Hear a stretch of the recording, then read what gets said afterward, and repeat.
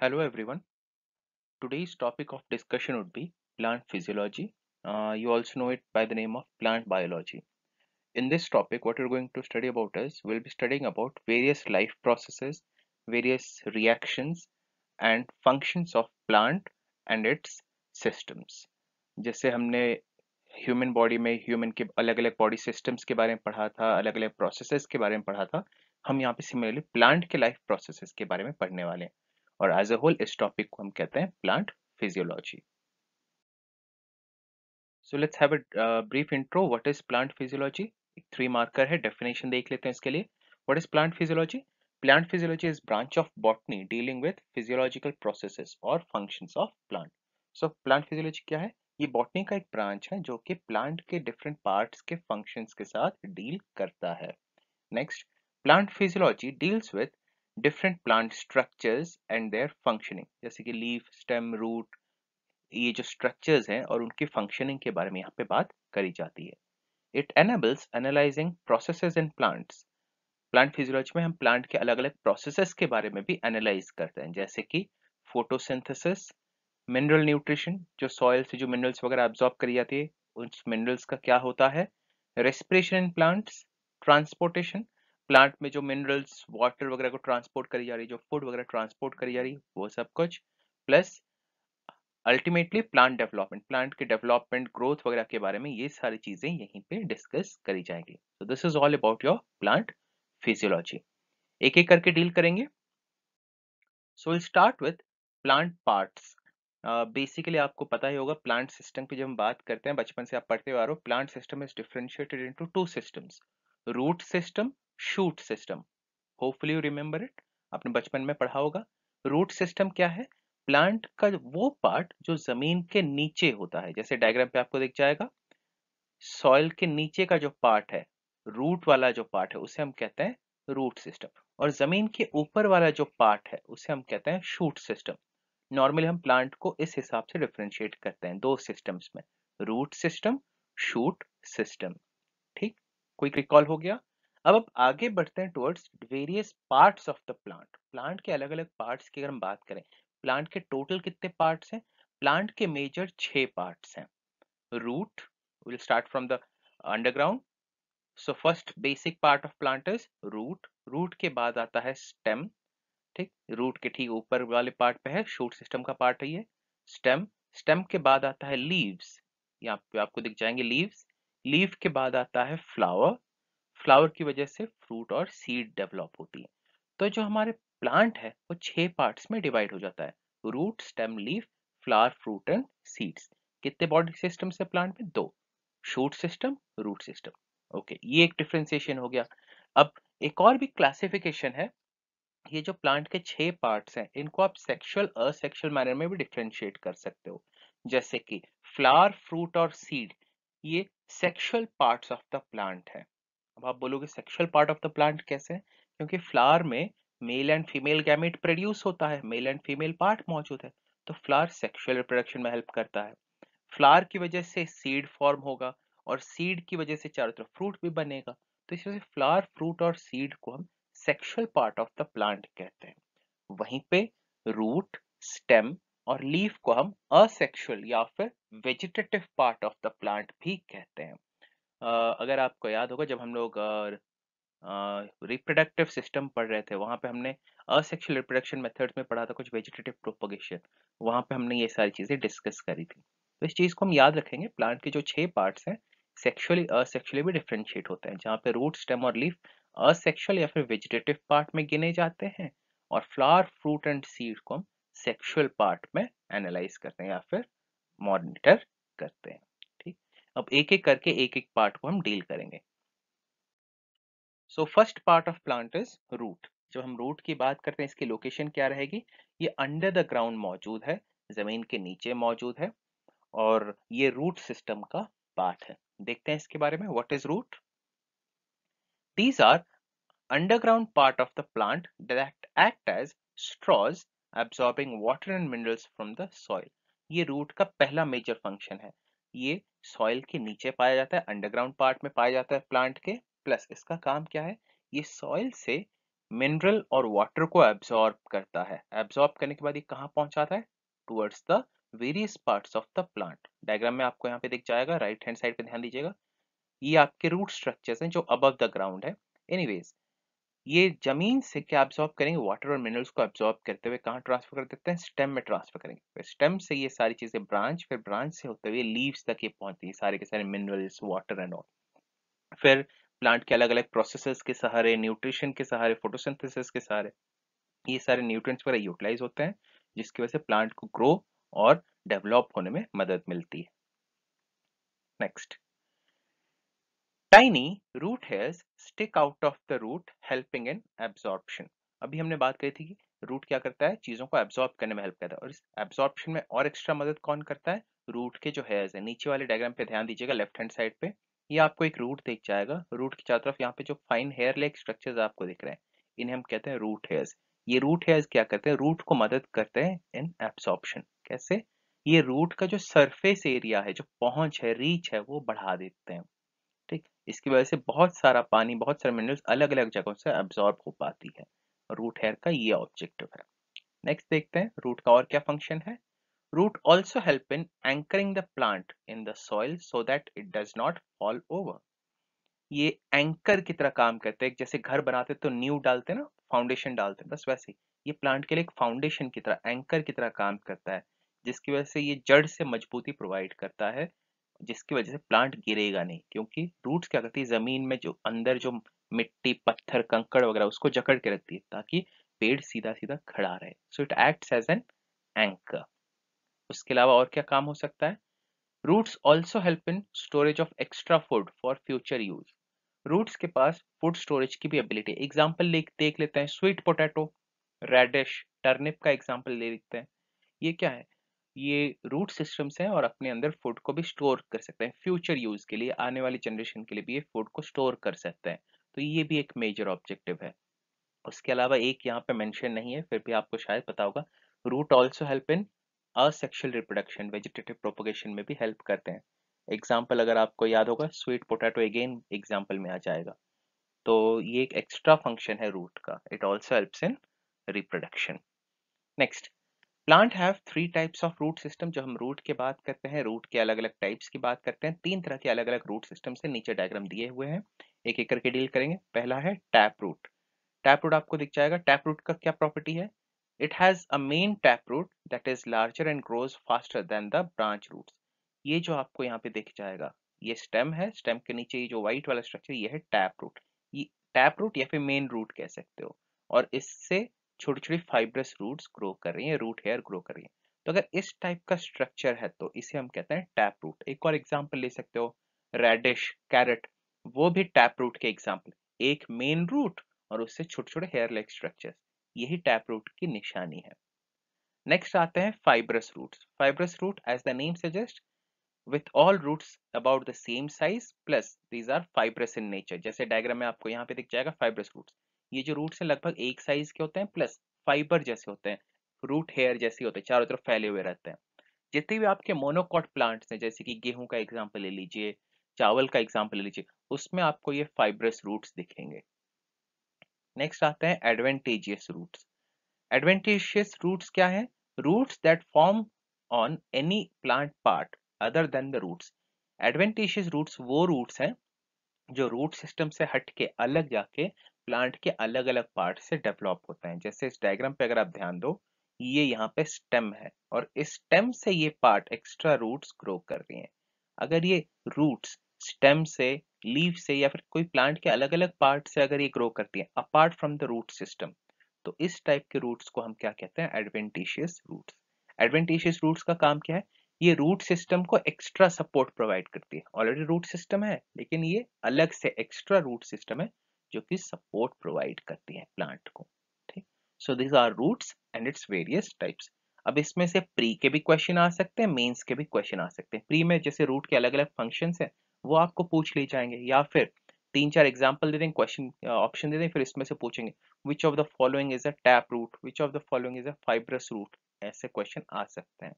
Plus 3 marker, 5 marker question भी आ सकता है। Root, explain root system and its function, 5 marker. या फिर खाली रूट एज अ 3 मार्कर भी आ सकता है। ठीक, आगे बढ़ते हैं। Next plant part is stem. Again ये प्री के लिए इसके फंक्शन से इंपॉर्टेंट होंगे, प्लस 3 मार्कर 5 मार्कर में क्वेश्चन आ सकता है। देखते हैं इसके बारे में। What is stem? Stems are located above the soil surface, but some plants have underground stem. Normally अगर हम स्टेम की बात करें, जैसे डायग्राम पे आपको दिख जाएगा, स्टेम जो है ये ग्राउंड के ऊपर होता है। ठीक, साथ ही साथ ये शूट सिस्टम का पार्ट है, लेकिन कुछ केसेस में स्टेम अंडरग्राउंड भी पाई जा सकती है, जैसे कि पोटैटो। अगर आपको याद होगा, potato is a modified stem. तो कुछ केसेस में स्टेम अंडरग्राउंड पाई जाती है, वरना नॉर्मली स्टेम सॉइल के ऊपर, जमीन के ऊपर होता है। नेक्स्ट, स्टेम का क्या ऑब्जेक्टिव है? Stems keep the leaf in the light and provide a place for the plant to keep its flower and fruit. Stem की वजह से जो लीव्स वगैरह है, वो क्योंकि स्टेम जमीन के ऊपर है, तो ये जो लीव्स जो स्टेम के ऊपर ग्रो करेगी, ये भी जमीन के ऊपर रहेंगी, जिसकी वजह से वो सनलाइट में एक्सपोज हो जाती हैं, जिसकी वजह से वो फोटोसिंथेसिस कर सकती हैं। प्लस स्टेम की वजह से जगह मिलता है किसके लिए? फ्लावर और फ्रूट को ग्रो और डेवलप होने के लिए। इमेजिन दिस, अगर स्टेम ही नहीं होता तो फ्लावर, फ्रूट, ये जो लीव्स वगैरह ग्रो करते ही नहीं और प्लांट मर जाता। तो स्टेम की ये ऑब्जेक्टिवनेस है। उसके अलावा देखते हैं, they also act like plants plumbing system. जैसे हमारे घर पे प्लम्बिंग सिस्टम है, उससे क्या होता है, वाटर वगैरह को सप्लाई करने में हेल्प करता है। सिमिलरली स्टेम क्या करता है, प्लांट के लिए प्लम्बिंग सिस्टम की तरह काम करता है। वैसे ये प्री क्वेश्चन भी बन सकता है। तो इस प्लम्बिंग सिस्टम का क्या ऑब्जेक्टिव है? It helps in conducting water and nutrients from the roots. तो ये क्या करता है प्लम्बिंग सिस्टम? रूट से जो वाटर और न्यूट्रिएंट सॉइल से अब्सॉर्ब कराया गया है, वो सारा का सारा न्यूट्रिएंट और वाटर रूट से होता हुआ स्टेम में आएगा, फिर स्टेम से लीफ तक पहुंचाया जाता है। तो ये वाटर और न्यूट्रिएंट को ट्रांसपोर्ट करने में हेल्प कर रहा है। उसके अलावा food in the form of glucose from the leaves to other plant parts. Leaves जो फोटोसिंथेसिस से हारे जो ग्लूकोज या फिर फूड प्रिपेयर करते हैं, वो सारा का सारा फूड स्टेम के थ्रू प्लांट के अलग अलग पार्ट्स में सप्लाई करी जाती है। तो क्योंकि स्टेम एक कंडक्टिंग मटेरियल प्लम्बिंग सिस्टम की तरह काम कर रहा है, वो चीजों को इधर से उधर ट्रांसपोर्ट करने में हेल्प करता है। जैसे कि रूट से वाटर और न्यूट्रिएंट्स को ट्रांसपोर्ट करेगा लीफ की तरफ, और लीफ में जो फूड वगैरह प्रोड्यूस है, उस फूड को स्टेम क्या करता है, प्लांट के अलग अलग पार्ट्स तक सप्लाई करने में हेल्प करता है। Next, stems can be herbaceous like bendable stem of a Daisy. जैसे यहाँ पे डायग्राम में आपको दिख जाएगा ऊपर, जो स्टेम्स हैं, स्टेम के टाइप्स की अगर हम बात करें, ये बेंडेबल हो सकता है, मुड़ सकता है, जैसे कि डेजी का हो सकता है। वैसे ये जो डायग्राम है, ये पॉइजन आइवी का है, ये भी वही बेंडेबल का एक एग्जांपल रहेगा। स्टेम्स बेंडेबल हो सकती है या फिर वुडी हो सकती है, लकड़ी जैसे, गट्ठल जैसे हो सकते हैं, जैसे कि ओक ट्री हो गया, मैंगो ट्री हो गया, बैनियन ट्री हो गया। इनके जो स्टेम है वो क्या हो सकता है, वुडी होता है। तो जो स्टेम है दो तरीके के हो सकते हैं, आइदर बेंडेबल और वुडी। स्टेम की अगर हम बात करें, ये हमारे लिए प्री 3 मार्कर एंड 5 मार्कर के हिसाब से इंपॉर्टेंट रहेगा। Hopefully no issues in it. Next आगे बढ़ेंगे। Next part of plant is leaf. ये लास्ट वेजिटेटिव पार्ट है, non reproductive part of plant है। लीफ की अगर हम बात करते हैं, लीफ का लोकेशन क्या रहेगा, ये हमेशा स्टेम के ऊपर पाया जाता है। ठीक, देखते हैं इसके बारे में। Leaf is usually flat and green outgrowth from the stem of the plant. Stem से जो ग्रीन कलर का जो फ्लैट आउटग्रोथ ग्रो करता है, जैसे डायग्राम पे आपको दिख रहा है, ये है स्टेम, और स्टेम से जो फ्लैट ग्रीन कलर का जो आउटग्रोथ होता है, उसी को हम क्या कहते हैं, लीफ। लीफ का क्या ऑब्जेक्टिव है? Most plants food is made in their leaves. Most of the plants are autotrophic, that means they prepare their own food। और ये सारा का सारा मैक्सिमम ऑफ द प्लांट में जो फूड है, कहाँ प्रिपेयर होता है, लीफ में ही प्रिपेयर होता है। Next, leaf are design to capture sunlight which the plant uses to make food through a process called as photosynthesis. शायद आपको याद होगा, पता होगा, लीफ के अंदर क्लोरोफिल होती है, ग्रीन कलर पिगमेंट क्लोरोप्लास्ट के अंदर होती है, और उसी क्लोरोप्लास्ट और क्लोरोफिल की वजह से होता क्या है, प्लांट फोटोसिंथेसिस करती है, जिसकी वजह से जो सनलाइट और सॉरी जो कार्बन डाइऑक्साइड और वाटर को यूटिलाइज करके सनलाइट के प्रेजेंस में क्या प्रोड्यूस होता है, फूड या फिर ग्लूकोज प्रोड्यूस होता है। और ये सारा का सारा प्रोसेस कहाँ परफॉर्म कराया जा रहा है, लीफ में परफॉर्म कराया जा रहा है। इस वजह से लीफ को kitchen house of the plant भी कहते हैं, क्योंकि प्लांट का खाना इसी लीफ में बनता है। ठीक, तो ये हो गया लीफ। अब लीफ के अलग अलग पार्ट्स की बात करेंगे, डायग्राम पे ध्यान देते हैं। देखिए ये है स्टेम और ये है लीफ। स्टेम और लीफ को जो पार्ट कनेक्ट करती है उससे हम कहते हैं पेटियोल। ये हमारे लिए इंपॉर्टेंट है प्री के लिए। पूरा लीफ के जो अलग अलग पार्ट्स हैं ये हमारे लिए प्री के लिए इंपॉर्टेंट है। सो पेटियोल क्या है? ये स्टेम और लीफ को कनेक्ट करता है। ठीक, नेक्स्ट, पेटियोल आगे एक्सटेंड होके एक बैकबोन लाइक स्ट्रक्चर बनता है। कहाँ पे? लीफ में। और इस पार्ट को हम क्या कहते हैं? मिडरिब। जैसे हमारी बॉडी का बैकबोन है ना, बस वैसे मिडरिब का काम भी कुछ ऐसा ही है। ये लीफ को स्ट्रक्चरल सपोर्ट प्रोवाइड करते हैं। प्लस इस मिडरिब से यहाँ पे आपको वेन लाइक स्ट्रक्चर्स आपको ग्रो होते हुए दिख जाएंगे। जैसे हमारे बैकबोन से रिब केज ग्रो करती है ना, बस वैसे ही। तो ये मिडरिब और वेन की वजह से ये स्केलेटन ऑफ प्लांट की लीफ की तरह काम करते हैं। लीफ को मजबूती से स्टेबल रहने में हेल्प करते हैं और फोल्ड होने से बचा के रखते हैं। ठीक, प्लस ये लीफ में जो फोल्ड वगैरह प्रोड्यूस होती है इसे ट्रांसपोर्ट करने में भी हेल्प करते हैं, मिडरिब और वेन। ठीक, वेन से फिर प्रोड्यूस होते हैं वेन्यूल्स, जैसे हमारी बॉडी में आर्टरीज, वेन से फिर कैपिलरीज वगैरह प्रोड्यूस होते हैं, बस वैसे ही। प्लस लीफ का जो एज वाला जो पोर्शन है, उस एज वाले पोर्शन को हम क्या कहते हैं? मार्जिन। इसे लीफ मार्जिन भी कहते हैं। प्लस लीफ का जो एक पूरा साइड है, यहाँ पे आपको दिख जाएगा, ये जो पूरा एक साइड है, इस साइड को हम कहते हैं लीफ ब्लेड। ये एक लीफ ब्लेड है, इस साइड पे एक लीफ ब्लेड मौजूद है। प्लस स्टेम की तरफ जो लीफ का जो बेस पार्ट होता है उसे हम कहते हैं लीफ बेस। ये लीफ के अलग अलग पार्ट्स हैं। ये आपके लिए प्री के हिसाब से इंपॉर्टेंट है। आपको याद क्या रखना है? पेटियोल याद रखना है, मिडरिब क्या है याद रखना है, वेन क्या है याद रखना है, लीफ मार्जिन और लीफ ब्लेड को याद रखना है। ठीक, ये पूरा का जो स्ट्रक्चर ऑफ लीफ है ये हमारे लिए प्री के लिए इंपॉर्टेंट है। Next, flower.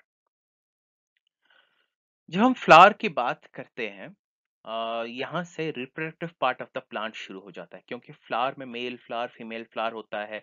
या फिर फ्लावर अगर एक ही फ्लावर है तो उसमें मेल पार्ट फीमेल पार्ट होता है, जहाँ पे पोलन ग्रेन्स फिर ओवा वगैरह प्रोड्यूस होती है। अब क्योंकि यहाँ पे male and female gamete produce होती है तो इस वजह से सेक्सुअल रिप्रोडक्शन होगा। अब क्योंकि सेक्सुअल रिप्रोडक्शन हो रहा है सॉरी, अब क्योंकि सेक्सुअल रिप्रोडक्शन हो रहा है तो फ्लावर को हम sexual part of the plant कहते हैं। देखते हैं इसके बारे में। Flowers are the reproductive parts of most plants. Flowers contain pollen and tiny eggs called as ovules. After pollination of the flower and fertilization of ovule, the ovule develops into a fruit. Flower में क्या होता है? Pollen grains और tiny eggs होते हैं जो female gamete है। Tiny egg को हम क्या कहते हैं? ओव्यूल कहते हैं। After pollination and fertilisation, ovule क्या होता है?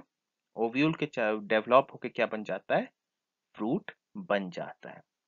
एनीवेज, फ्लावर मेंस के हिसाब से इंपॉर्टेंट नहीं है, बल्कि ये पूरा का पूरा प्री के हिसाब से इंपॉर्टेंट है। तो हम डायग्राम पे ध्यान देंगे। डायग्राम पे आपको फ्लावर के अलग अलग पार्ट्स को एक्सप्लेन कराया गया है। ठीक, नाउ फ्लावर को अगेन प्री के लिए हम मार्क कर रहे हैं, प्री के हिसाब से हम पढ़ेंगे। कहीं पे पेपर पेन ले लीजिएगा, लिखते हुए चलेंगे। ठीक, तो आपको आसानी रहेगी। अगेन फ्लावर प्री के हिसाब से, ये जो आपको डायग्राम में जो फ्लावर दिख रहा है ये एक यूनिसेक्सुअल है। दैट मीन्स सॉरी, ये एक बाईसेक्सुअल फ्लावर है। दैट मीन्स इसमें मेल एंड फीमेल दोनों पार्ट्स इसमें मौजूद हैं। हम इसको अलग अलग नहीं कर रहे हैं, बोथ इसमें मेल एंड फीमेल पार्ट को एक साथ पढ़ेंगे। ओके, ध्यान देते हैं। बेस से शुरू करेंगे। यहाँ से फ्लावर स्टेम से कनेक्ट होती है, ये तो सबको पता ही है, flower is attach to the stem. अब फ्लावर और स्टेम के बीच में जो कनेक्शन होता है जिसकी वजह से ये स्टेम से कनेक्ट होता है, उस पार्ट को हम क्या कहते हैं? पेडिसल।